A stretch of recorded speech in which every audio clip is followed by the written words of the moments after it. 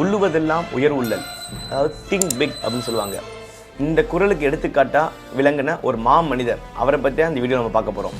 1945 தூத்துக்குடி பக்கத்தில் ஒரு சின்ன கிராமத்தில் பிறந்த ஒரு பையன் தன்னுடைய ஸ்கூலிங்கை மதுரை அண்ட் கும்பகோணத்தில் தமிழ் மீடியத்தில் படிக்கிறாரு. அரசு பள்ளியில் படித்து முடிச்சுட்டு ஒரு கம்பெனியில் ஜாயின் பண்ணுறாரு. படித்து முடிச்சுட்டு ஒரு கம்பெனியில் 8 வருஷம் ஒர்க் பண்ணுறாரு. 8 வருஷம் தான் சம்பாதிச்ச அந்த அமௌண்ட், அதாவது 1,87,000 வச்சு ஒரு கம்பெனி ஸ்டார்ட் பண்ணுறாரு.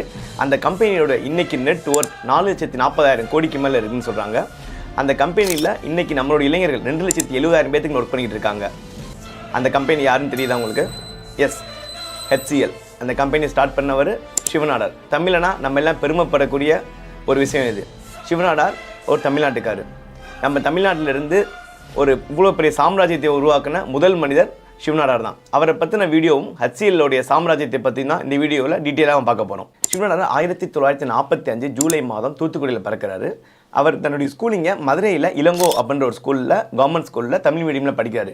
படித்து முடிச்சுட்டு அவர் ஃபஸ்ட்டு காலேஜ் UG டிகிரி வந்து மதுரை அமெரிக்கன் காலேஜில் படிக்கிறாரு. தென் அதுக்கடுத்து இன்ஜினியரிங் வந்து கோயம்புத்தூர் PhDயில் படிக்கிறாரு. இவர் வந்து தமிழ் மீடியத்திலே படித்தனால இவருக்கு வந்து இங்கிலீஷ் வந்து அவ்வளோ ஃப்ளூயன்சி கிடையாது. இப்போ நிறையா பேர் இன்றைக்கி நம்ம பசங்க இங்கிலீஷ் பேசுறதுக்கு பயந்துட்டு IT கம்பெனியில் போக மாட்டாங்க. அதே ப்ராப்ளமை சிவநாடார் சாரும் ஃபேஸ் பண்ணார். ஆனால் அவர் வந்து அதை ஃபேஸ் பண்ணதோடு அதை அப்படியே ஸ்டாப் பண்ணல. அவர் என்ன பண்ணுறாருன்னா அதை எப்படி ஓவர் கம் பண்ணலான்னு பார்க்குறாரு. அவர் PhD காலேஜில் படிக்கும்போது நிறைய இங்கிலீஷ் மூவிஸ் பார்ப்பாராம். அந்த இங்கிலீஷ் மூவிஸை பார்த்து தன்னோட இங்கிலீஷ் டெவலப் பண்ணுறாரு. அதில் இருக்க சப்டைட்டில்ஸ் அதெல்லாம் பார்த்து ரிப்பீட்டடாக பார்த்து அவருடைய கம்யூனிகேஷன்ஸை வேறு லெவலில் டெவலப் பண்ணிடுறாரு. அதுக்கடுத்து காலேஜ் முடிச்சுட்டு அவர் வந்து உத்தரப்பிரதேசத்தில் ஒரு கம்பெனியில் வேலை கிடைக்கிது அவருக்கு. 1967 1975 வரைக்கும் உத்தரப்பிரதேசத்தில் ஒரு கம்பெனியில் ஒர்க் பண்ணுறாரு. அவர் ஒர்க் பண்ணுறப்ப அவரோட ஃப்ரெண்ட்ஸ் நிறைய பேர் இருக்காங்க. அவர் ஃப்ரெண்ட்ஸ் 5 பேர் இருக்காங்க. அந்த 5 பேரோட சேர்ந்து எவ்ரிடே வந்து டீக்கெட்டில் கொண்டு டீ குடிக்கும்போது நம்ம பசங்க இப்படி ஜாலியாக பேசுவோம். அதே மாதிரி அவங்களும் ஜாலியாக மட்டும் பேசலை, அவங்க கருத்தாகவும் பேசியிருக்காங்க. ஒரு நாளைக்கு என்ன பண்ணுறாங்க அப்படின்னா, நம்ம எத்தனை நாளைக்கு தான் அந்த கம்பெனிலே ஒர்க் பண்ணிகிட்டே இருக்க போகிறோம், நம்மளும் ஓனாக ஒரு கம்பெனி ஸ்டார்ட் பண்ணலாமான்னு ஐடியா கொடுக்குறாரு சிவநாடார் சார். ஸோ அந்த கம்பெனியில் ஒர்க் பண்ண அவங்க கூட இருக்க ஃப்ரெண்ட்ஸும் அதை அக்செப்ட் பண்ணுறாங்க. ஸோ அன்னைக்கு ஸ்டேஜில் அவர் நல்ல கம்பெனியில் ஒர்க் பண்ணிகிட்டு இருக்காரு. அதை விட்டுட்டு சொந்தமாக கம்பெனி ஸ்டார்ட் பண்ணுற அளவுக்கு ஒரு ரிஸ்க் எடுக்க போகிறாரு அவர். இவங்க டிசைட் பண்ண உடனே இவங்க 6 பேரும் சேர்ந்து அந்த கம்பெனியை ஸ்டார்ட் பண்ணுறாங்க. ஸோ இவங்க வந்து இவங்க friends Shiv Nadar sir plus 5 members அவங்க சேர்ந்து ஸ்டார்ட் பண்ணுறாங்க. அவங்க யார் அப்படின்னு பார்த்தீங்க அப்படின்னா, அஜய் சௌத்ரி, அர்ஜுன் மல்ஹோத்ரா, சுபாஷ் அரோரா, யோகேஷ் வைத்தியா அண்ட் TS பூரி. இவங்க மொத்தம் 6 மெம்பர்ஸ் சேர்ந்து இந்த கம்பெனி ஸ்டார்ட் பண்ணுறாங்க. இந்த கம்பெனியை இனிஷியலாக அவங்க ஸ்டார்ட் பண்ணுறதுக்கு அவங்களுக்கு வந்து ஒரு பெரிய பிளேஸ்க்கோ கிடையாது. சிவநாடார் சார் அவருடைய பங்குக்கு அவர் சேவிங்ஸ் பண்ண 1,87,000 இன்வெஸ்ட் பண்ணுறாரு. ஆனால் இவங்களுக்கு கம்பெனி ப்ராப்பராக ரன் பண்ணுறதுக்கு ஒரு பெரிய IT கம்பெனி மாதிரி ஒரு பெரிய பிளேசஸ்லாம் கிடையாது. ஸோ இவங்க எதை யூஸ் பண்ணுறாங்க அப்படின்னா, இவங்க கம்பெனி ஸ்டார்ட் பண்ணுறதுக்கு ஒரு பெரிய பிளேஸ் இன்வெஸ்ட் பண்ணுற அளவுக்கு அமௌண்ட் இல்லை. ஸோ இவங்க என்ன பண்ணுறாங்க அப்படின்னா, அர்ஜுன் மல்ஹோத்ரா, அதாவது ஒன் ஆஃப் த பார்ட்னர், அவங்களுடைய பாட்டி வீட்டில் தான் முதல் இந்த கம்பெனி ஸ்டார்ட் பண்ணுறாங்க. ஃபஸ்ட்டு இவங்க எடுத்தோடனே IT கம்பெனிலாம் ஸ்டார்ட் பண்ணிடல.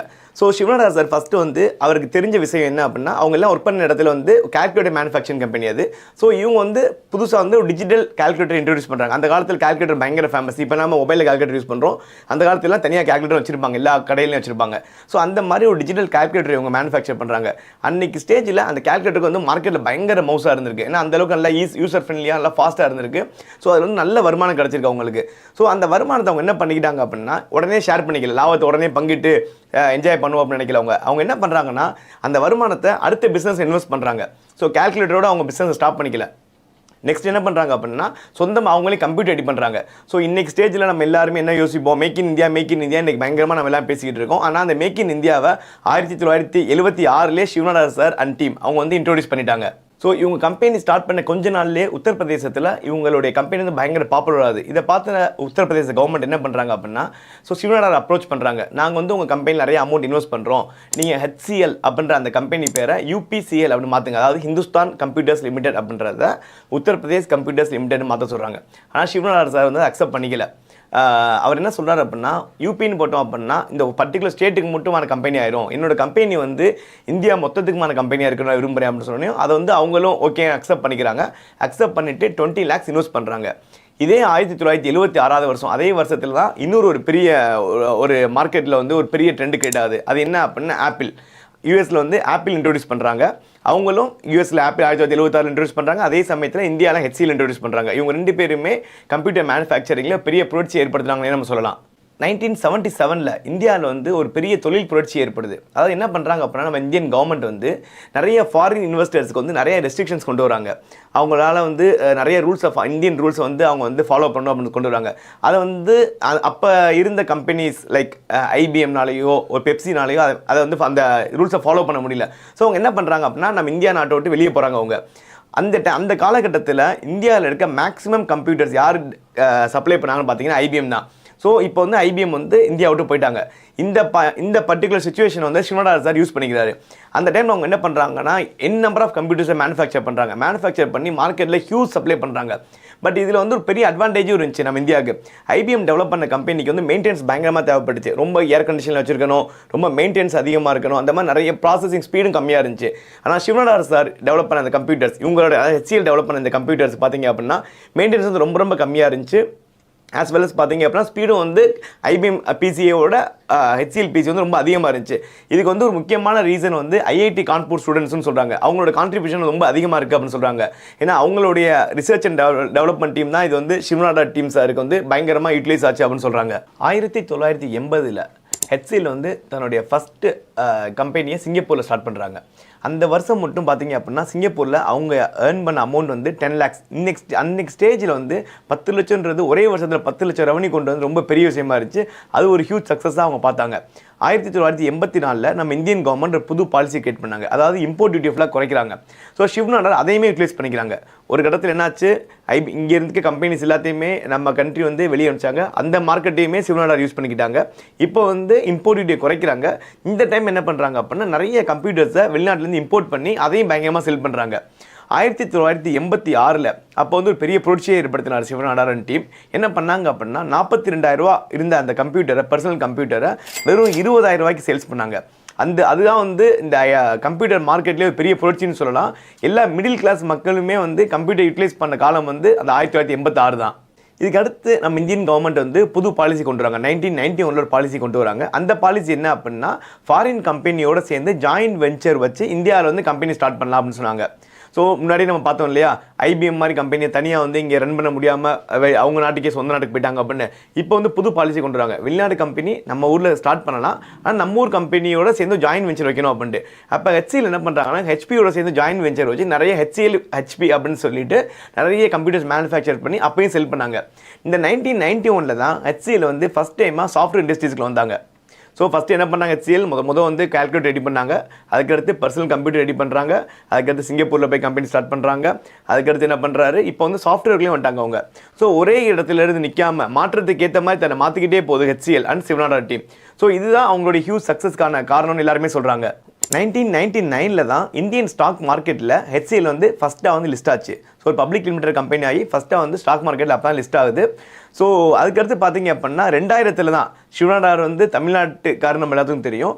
ஆனால் 2000 தான் ஹெச்சிஎல் ஆஃப்ஷோர் டீம் வந்து சென்னையில் புதுசாக ஸ்டார்ட் பண்ணாங்க. ஹெச்சிஎல் வந்து ஒரிஜினலாக பார்த்தீங்க அப்படின்னா யூபிலாம் ஸ்டார்ட் பண்ணுறாங்க. யூபி கவர்மெண்ட் வந்து அவங்க நிறைய ஃபெசிலிட்டேட் பண்ணி தராங்க. ஸோ அதனால் என்ன பண்ணுறாங்க அப்படின்னா, சிவநாடார் அண்ட் டீம் என்ன பண்ணுறாங்க அப்படின்னா, இன்றைக்கி வரைக்கும் பார்த்தீங்க அப்படின்னா யூபி கவர்மெண்ட்டோட ஜாயின் வென்ச்சர் பண்ணி நிறைய எஜுகேஷனுக்கு சப்போர்ட் பண்ணிட்டு இருக்காங்க. நிறையா ஸ்கூல்ஸை வந்து அவங்க வந்து எடுத்து அந்த ஸ்கூல்ஸுக்கு நிறைய ஃபெசிலிட்டிஸ் பண்ணித்தரது, நிறைய காலேஜஸ் கட்டித்தரது கவர்மெண்ட்டுக்கு.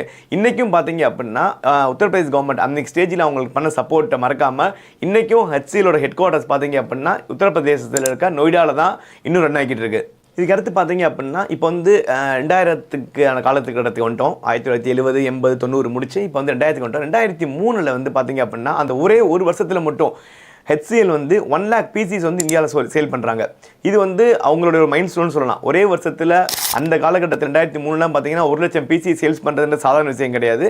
1 lakh PC சேல்ஸ் பண்ணி ஒரு ஹியூஜ் சக்ஸஸ் அவங்க அட்டைன் பண்ணாங்க.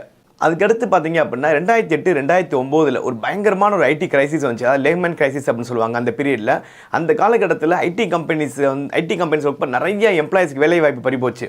ஸோ அந்த டைமில் பார்த்தீங்க அப்படின்னா சிவநாடார் வந்து அவங்க எம்ப்ளாயிஸ்க்கு ஒரு ப்ராமிஸ் பண்ணார், என் கம்பெனியில் யாரையுமே வந்து நான் வேலையை விட்டு அனுப்ப மாட்டேன், என்னோட லாபத்துக்காக நான் யாரையும் வேலை அனுப்ப மாட்டேன்னு சொல்லி ஸ்ட்ராங்காக டிசிஷன் எடுத்தார். அது வந்து ஒரு எம்ப்ளாயிஸ் ஃபேவராக வந்து அது வந்து சாதாரண விஷயம் கிடையாது. ஒரு என்னோட கம்பெனியே டவுனாக போய்கிட்டு இருக்கும்போது நான் வந்து என் கம்பெனி என்னோட இன்கம் குறையுதுன்ட்டு நிறைய பேர் எம்ப்ளாயிஸை வந்து வெளியே அனுப்பிச்சிருவாங்க. நான் சிவநாடார் ஒரு ப்ராமிஸ் பண்ணுறாரு, என் கம்பெனியில் ஒர்க் பண்ணுற யாரையுமே இந்த ஒரு கிரைசிஸ்க்கான வெளியே அனுப்ப மாட்டேன் அப்படின்னு. அதே மாதிரி அந்த கிரைசிஸ்க்கு யாரையும் வெளியே அனுப்பலை. ஸோ எம்ப்ளாயிஸும் வந்து பார்த்தீங்க அப்படின்னா அடுத்த அப்கமிங் டேஸில் வந்து அவங்களோட ஃபுல் எஃபர்ட் போட்டு கம்பெனியோட க்ரோத் வந்து அடுத்த லெவல் கொண்டு போய்கிட்டே இருந்தாங்க. ஸோ இன்னைக்கு லெவலில் பார்த்தீங்க அப்படின்னா இன்னைக்கு கரண்ட் HCLோட CEO பார்த்தீங்கன்னா மிஸ்டர் விஜயகுமார் சார், அவரும் வந்து ஒரு தமிழன் தான். ஸோ அதுவும் நம்ம பெருமைப்படக்கூடிய ஒரு விஷயம் தான். இன்றைக்கி HCLோடைய நெட் ஒர்த் பார்த்தீங்க அப்படின்னா 4,42,000 கோடி. அது வந்து சின்ன அமௌண்ட்லாம் கிடையாது. அதே மாதிரி சிவநாடார் சாரோடைய இண்டிவிஜுவல் சொத்து மதிப்பு எவ்வளோ பார்த்தீங்கன்னா கிட்டத்தட்ட 2,70,000 கோடி. இந்தியாவில் இன்றைக்கி வந்து 4வது பணக்காரராக ஒரு தமிழ்நாட்டுக்காரர் இருக்காருன்றது வந்து அவ்வளோ சாதாரண விஷயம் கிடையாது. பார்த்தீங்க அப்படின்னா இன்றைக்கி எல்லாருக்குமே இன்றைக்கி நம்ம பசங்கள் நிறையா பேருக்கு தெரிஞ்ச கம்பெனிஸ் என்னென்னு கேட்டோம் அப்படின்னா ஒரு தமிழன் கிரியேட் பண்ண சாஃப்ட்வேர் கம்பெனி என்னென்னு கேட்டோம்னா எல்லாருமே என்ன சொல்லுவோம், ஜோஹோ சொல்லுவோம், ஃப்ரெஷ் ஒர்க்ஸ் இருக்குது, கிஸ்ஃப்ளோ, இந்த மாதிரி நிறைய ஐடி கம்பெனிஸ் நெக்ஸ்ட் ஸ்டேஜில் வந்துருச்சு. ஆனால் 1970 இன்றைக்கி வந்து ஐடி வந்து இவ்வளோ பெரிய பூமில் இருக்குது. இன்றைக்கி ஒரு கம்பெனி வந்து யாராலும் ஸ்டார்ட் பண்ணிடலாம். இப்போ ஸ்டார்ட் பண்ணுறவங்க நிறைய பேர் ஃபெயிலியர் சந்திக்கிறாங்க. பட் 1970 காலகட்டத்தில் தமிழ்நாட்டிலேருந்து ஒரு பையன், தமிழ் மீடியத்தில் படித்த ஒரு பையன் ஒரு உத்தரப்பிரதேசத்தில் போய் அங்கே இருக்க ஃப்ரெண்ட்ஸோட அந்த ஃப்ரெண்ட்ஸ் யாருமே வந்து அவருடைய ஸ்கூல் மேட்டோ ஒரு காலேஜ் மேட்ஸோ கிடையாது, எல்லாமே அவங்க கம்பெனி மேட்ஸ். அந்த பசங்களோட சேர்ந்து ஒரு கம்பெனி ஸ்டார்ட் பண்ணி இந்தியாவிலே ஒரு கம்ப்யூட்டர் ஒரு புரட்சியை ஏற்படுத்தினான்னா அது வந்து அவ்வளோ சாதாரண விஷயம் கிடையாது. ஸோ HCLோடைய இந்த ஹியூஜ் சக்ஸஸ்க்கு காரணமாக நான் நினைக்கிறேன் அப்படின்னா ஃபஸ்ட்டு வந்து நாலேஜ். அதாவது சிவநாடார் சார் வந்து சும்மா சாதாரணமாக ஓப்பன் பண்ணல, நல்ல ஸ்ட்ராங் நாலேஜ் கெயின் பண்ணிவிட்டு அவர் கம்பெனி ஸ்டார்ட் பண்ணுறாரு. இன்றைக்கி ஸ்டேஜ் நிறைய பேர் நினச்சிக்கிட்டு இருக்காங்கன்னா காசு இருந்தால் தான் கம்பெனி ஸ்டார்ட் பண்ண முடியும், காசு இருந்தால் தான் பிஸ்னஸ் பண்ண நினச்சிக்கிட்டு இருக்காங்க. ஆனால் சிவநாடார் சார் வந்து காசை வந்து நம்பி அவர் கம்பெனி தொடங்கலை. அவர் ஒரு ரூபா கடனும் வாங்கலை, அவர் உங்கள் அப்பா அம்மாட்டையும் வாங்கலை. அவர் சொந்த சம்பாத்தியம் 8 வருஷம் சம்பாதிச்சார். ப்ளஸ் அவரோட நாலேஜ், அந்த நாலேஜை நம்பி அவர் வந்து தான் சம்பாதிச்ச மொத்த அமௌண்ட்டையும் இன்வெஸ்ட் பண்ணி ஒரு கம்பெனி ஸ்டார்ட் பண்ணுறாரு. செகண்ட் வந்து கான்ஃபிடன்ஸ். ஒரு கம்பெனி ஸ்டார்ட் பண்ணால் அவ்வளோ ஈஸி கிடையாது. ஒரு நல்ல வேலையை விட்டுட்டு ஒரு கம்பெனி ஸ்டார்ட் பண்ணுறாரு அப்படின்னா அவர் எவ்வளோ நம்பிக்கையாக இருந்திருக்காரு. ஸோ ஃபஸ்ட்டு நாலேஜ், அவருடைய அறிவு தான் ரொம்ப முக்கியம். அதுக்கடுத்து அவருடைய கான்ஃபிடன்ஸ். மூணாவதாக நான் என்ன நினைக்கிறேன் அப்படின்னா அவருக்கு அமைஞ்ச நல்ல ஃப்ரெண்ட்ஸ். அந்த ஃப்ரெண்ட்ஸ் இன்றைக்கும் அவர் டீமில் இருக்காங்க. அந்த 5 ஃப்ரெண்ட்ஸ், சிவநாடார் ப்ளஸ் 5 மெம்பர்ஸ், அந்த 6 பேர் சேர்ந்து தான் இவ்வளோ பெரிய ஒரு க்ரோத்தை கொண்டு வந்திருக்காங்க. ஸோ நல்ல ஃப்ரெண்ட்ஸ் அமைகிறது வந்து அவ்வளோ சாதாரண விஷயம் கிடையாது. ஏன்னா ஈவன் HCLமே நிறைய இடத்துல நிறைய ப்ராப்ளம்ஸ்லாம் ஃபேஸ் பண்ணாங்க. அந்த எந்த சுச்சுவேஷன்லையுமே அவங்க ஃப்ரெண்ட்ஸுக்குள்ளே எந்த ஒரு ப்ராப்ளம் வந்ததில்லை. 4வதாக நினைக்கிறது என்னென்னா மாற்றத்துக்கு ஏற்ற மாதிரி அவர் தன்னை மாற்றிக்கிட்டே இருந்தார். முதல் ஒரு கேல்குலேட்டர் ஓப்பன் மேனுஃபேக்சர் பண்ணுறாரு. அதுக்கடுத்து கம்ப்யூட்டர் மேனுஃபேக்சர் பண்ணுறாங்க. அதுக்கடுத்து பார்த்தீங்க அப்படின்னா நிறைய ஃபாரின் கண்ட்ரீஸில் கம்பெனி ஸ்டார்ட் பண்ணுறாங்க. ஃபைனலாக பார்த்தீங்க அப்படின்னா இன்றைக்கி ஒரு 2,70,000 பேர் ஒர்க் பண்ணக்கூடிய ஒரு ஐடி கம்பெனியை ஸ்டார்ட் பண்ணி ஒரு சாஃப்ட்வேர் சர்வீசஸ் கம்பெனி ஸ்டார்ட் பண்ணி ரன் பண்ணிக்கிட்டு இருக்காங்க. ஸோ இதுலேருந்து நம்ம தெரிஞ்சிக்க வேண்டிய விஷயம் என்ன அப்படின்னா சிவநாடார் சார் மாதிரி உங்களோட விஷனை பெருசாக வைங்க. திங்க் பிக், திங்க் ஃபாஸ்ட் அப்படின்வாங்க, திங்க் அஹெட் அப்படின்னு சொல்லுவாங்க. ஸோ உங்களோட விஷனை வந்து பெருசாக வைங்க. அந்த விஷனுக்கு ஏற்ற மாதிரி உங்கள் நாலேஜ் டெவலப் பண்ணுங்கள். கான்ஃபிடென்ட்டாக ஒரு பிஸ்னஸை ஸ்டார்ட் பண்ணுங்கள். Thank you so much.